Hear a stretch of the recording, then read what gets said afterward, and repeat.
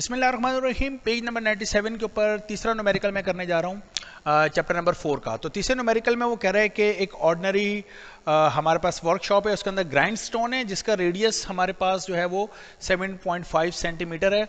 आप जानते हैं कि हमें सेंटीमीटर नहीं मीटर चाहिए होता है, तो आप 7.5 को डिवाइड कर दीजिए 100 से, तो आप जानते हैं कि क्या हो जाएगा, ये हो जाएगा 0.075 मीटर्स। ठीक है। उसके बाद वो कह रहा है कि एंड रोटेट 6500 ReV/MIN। तो आप जानते हैं this is revolution per minute, and revolution per minute another unit है या नॉन SI यूनिट है। कौन सी फिजिकल क्वांटिटी का? एंगुलर वेलोसिटी का। तो ये हमारे पास आ गया omega. Okay, so this is the value of omega. So आप जानते हैं कि हम आपको बता चुके हैं थ्योरी में कि जब भी आपको फॉर्मूला यूज करना है तो you must convert each and every unit into SI unit. तो इसको SI यूनिट में कन्वर्ट कर लें, बड़ा सिंपल से 2π/60 से मल्टीप्लाई करना होता है। तो जब भी इस आंसर को आप 2π/60 से मल्टीप्लाई करते हैं तो जो भी एंगुलर वेलोसिटी होती है बेटा किस में कन्वर्ट हो जाती है, वो रेडियन पर सेकंड में कन्वर्ट हो जाती है।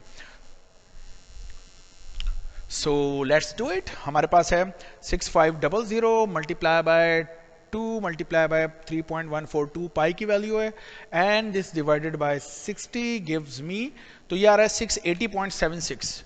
तो यार 680.76 and the unit become radian पर सेकेंड। एग्रीड। अच्छा, पार्ट ए के अंदर वो मुझसे क्या कह रहा है, वो मुझे कह रहा है calculate the magnitude of centripetal acceleration. Centripetal acceleration calculate करें किसमें, मीटर पर सेकंड स्क्वायर में। ऑब्वियस सी बात है सेंट्रीपिटल एक्सेलरेशन का यूनिट मीटर पर सेकंड स्क्वायर हो रहा है, और साथ में वो कह रहा है कि इनटू मल्टीपल ऑफ जीज में, और सेंट्रीपिटल एक्सेलरेशन जो है वो आप मल्टीपल ऑफ जीज में बताएं। ये भी आपको बता देता हूँ ये क्या है।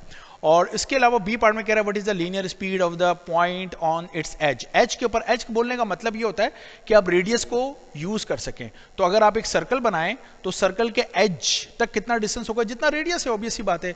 तो चूंकि हम रेडियस की वैल्यू यूज कर रहे होते हैं तो अपने न्यूमेरिकल को स्पेसिफाई करने के लिए, यानी आपको किसी भी एम्बिग्यूटी से बचाने के लिए वो बताता है कि भाई एच पे यूज करो। तो ये कहने का मतलब था। ओके जनाब, सोल्यूशन अभी कर लेते हैं। आप जानते हैं कि सेंट्रीपिटल एक्सेलरेशन का हमने डेरिवेशन की हुई है, और सेंट्रीपिटल एक्सेलरेशन डेरिवेशन होती है हमारे पास v²/r।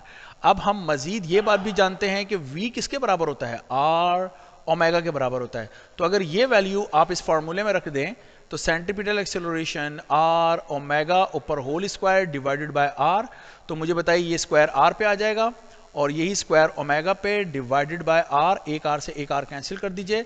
सो सेंट्रीपिटल एक्सेलरेशन हो जाएगा r ओमेगा स्क्वायर। ये फॉर्मूला थ्योरी में आपके पास लिखा भी हुआ है, ठीक है। सो बस इसमें वैल्यूज को पुट कीजिए। तो AC is equal to R की वैल्यू आपके पास है 0.075 मल्टीप्लाई बाय ओमेगा की वैल्यू हमने कैलकुलेट की है 680.76, और उसके ऊपर स्क्वायर लगाना जरूरी है। Okay, AC is equal to, so जो भी मेरे पास वैल्यू है उसको मैंने स्क्वायर करके मल्टीप्लाई किया 0.075। So that gives me, answer जो मेरे पास आ रहा है वो आ रहा है यस 34 पॉइंट, इसको मैं साइंटिफिक नोटेशन में कैलकुलेट कन्वर्ट कर लेता हूँ। तो ये आ रहा है 34 लिखा हुआ है, लेकिन मुझे 3.4 लिखना है। तो 3.47 इंटू 10⁻⁴ आ जाएगा N metre per second square. Okay, that's it. ये मेरे पास इसका आंसर आ गया। बिल्कुल ठीक है। अच्छा, मल्टीपल ऑफ जीज का क्या मतलब है? देखो बड़ी सिंपल सी बात है। एज जैसा कि हम जानते हैं कि जी की वैल्यू कितनी होती है बेटा, 9.8 मीटर पर सेकंड स्क्वायर, ये जी की वैल्यू होती है हमारे पास।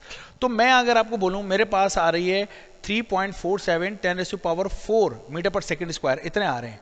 यानी मैं इसको अगर ऐसे लिखना चाहूं तो मैं इसको ऐसे लिख सकता हूं, जैसा मेरे पास यहाँ पर आ भी रहा था। तो ये मेरे पास जो आंसर बन रहा था वो बन रहा था जनाबे आली 347 और 58 ये बन रहा था मीटर पर सेकेंड स्क्वायर।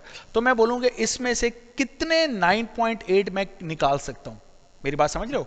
अगर 34758 मीटर पर सेकेंड स्क्वायर है तो इसमें से एक दफा 9.8 में निकाल सकता हूं, दूसरी दफा 9.8, तीसरी दफा 9, कितने 9.8 इसमें से निकाल सकता हूं। तो उसका आसान तरीका ये कि आप इस वैल्यू को डिवाइड कर दें 9.8 से। सो हमने क्या किया, हमने ये जो भी हमारा आंसर आ रहा है 3.47 एक्सपोनेंट 4, इसको डिवाइड कर दें अगर हम 9.8 से। ओके, डिवाइडेड बाय 9.8, तो मेरे पास जो आंसर आ रहा है साइंटिफिक नोटेशन के अंदर वो आ रहा है 3.55 कर लीजिए इंटू 10⁻³ आ रहा है, ठीक है ना, और जीज, इतने जीज मेरे पास कैलकुलेट हो रहे हैं। तो ये मतलब है, ये जो इसने कहा ना also centripetal acceleration in multiple of g's, उसका मतलब ये बनता है कि इसमें से कितने जी निकाल सकता हूं, इतने जी की वैल्यूज, कितने 9.8 इस वैल्यू में से कितने, इस वैल्यू में से कितने 9.8 कैलकुलेट की जा सकते हैं, इतने कैलकुलेट की जा सकते हैं। तो ये है हमारे पास एक आंसर। ओके ओके, इसके पार्ट बी की तरफ चले जाते हैं। पार्ट बी के अंदर साहब हमसे फरमा रहे हैं लीनियर वेलोसिटी मालूम कीजिए। तो मेरा ख्याल है v is equal to R omega, so v is equal to R है 0.075 टाइम्स ओमेगा है 680.76, so v is equal to, अब हमने 680.76 को मल्टीप्लाई कर दिया 0.075 से, and that gives me 51.057 metre per second. That's it.